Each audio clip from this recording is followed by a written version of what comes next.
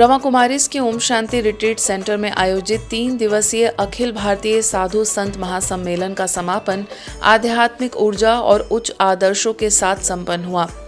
रजत रश्मियां अभियान के अंतर्गत आयोजित इस सम्मेलन में देश भर से पधारे संतों ने जीवन में पवित्रता, तपस्या और योग बल के महत्व को उजागर किया। समापन सत्र में हरिद्वार से वरिष्ठ महामंडलेश्वर स्वामी प्रबोधानंद जी, जोधपुर से महामंडलेश्वर स्वामी शिव स्वरूपानंद जी, नागौर से महंत डॉक्टर नानक दास, कोटा से महामंडलेश्वर जगदीश वेदी, हरिद्वार से स्वामी निर्मल दास जी, वहीं कोलकाता से स्वामी प्रफुल्ल चंद्र हल्दर जी ने अपने भाव रखे। संस्थान के संयुक्त मुख्य प्रशासिका राजयोगिनी बीके सुदेश दीदी ने अपने आशीर्वचन देते हुए कहा कि घर घर मंदिर बनाना ही लक्ष्य है और पवित्रता ही जीवन की वास्तविक सुंदरता है।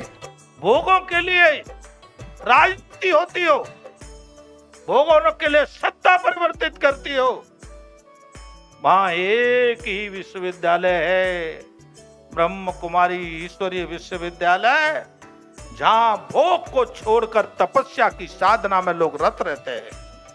पेड़ जितना ऊपर जाएगा उतना ही जड़ में जमीन भी नीचे जाएगी। मजबूती जड़ की चाहिए, मजबूती नींव की चाहिए तो बिल्डिंग अच्छी होगी, और नींव की मजबूती नहीं होगी, पेड़ की जड़ नीचे मजबूत नहीं होगी तो बिल्डिंग और पेड़ कभी भी ऊंचे नहीं जा सकते। हमारे जीवन में जो ब्रह्मा कुमारी संस्थान का जो उद्देश्य है, चरित्रवान बनना, पवित्रता को कायम रहना, पवित्रता को अपने जीवन के साथ साथ जो भक्त लोग परिवार से जुड़े हुए हैं उन सबके जीवन में भी पवित्रता को आधार बनाना। पहले तो संत लोग हमारे हिमालय जाते थे ना, कहाँ जाना है बोले देवभूमि हिमालय, उत्तराखंड जाएंगे, हिमालय में जाएंगे। और हिमालय का सबसे ऊंचा शिखर है माउंट एवरेस्ट। कौन सा है? पर आजकल माउंट एवरेस्ट और हिमालय में भी कोई रहने नहीं देता है। आजकल तो एक नया जो है माउंट एवरेस्ट हो गया है, वो माउंट आबू हो गया है। क्या हो गया है?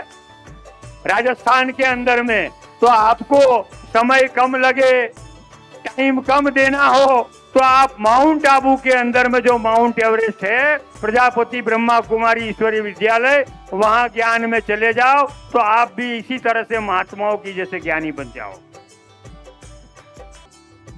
संतों में सबसे पहला गुण विनम्रता होना चाहिए। ये जब दीदी मनोरमा ने उस समय कहा, हमने सोचा कि आज के बाद हम एक तो क्रोध नहीं करेंगे, उसके बाद कभी क्रोध आया नहीं,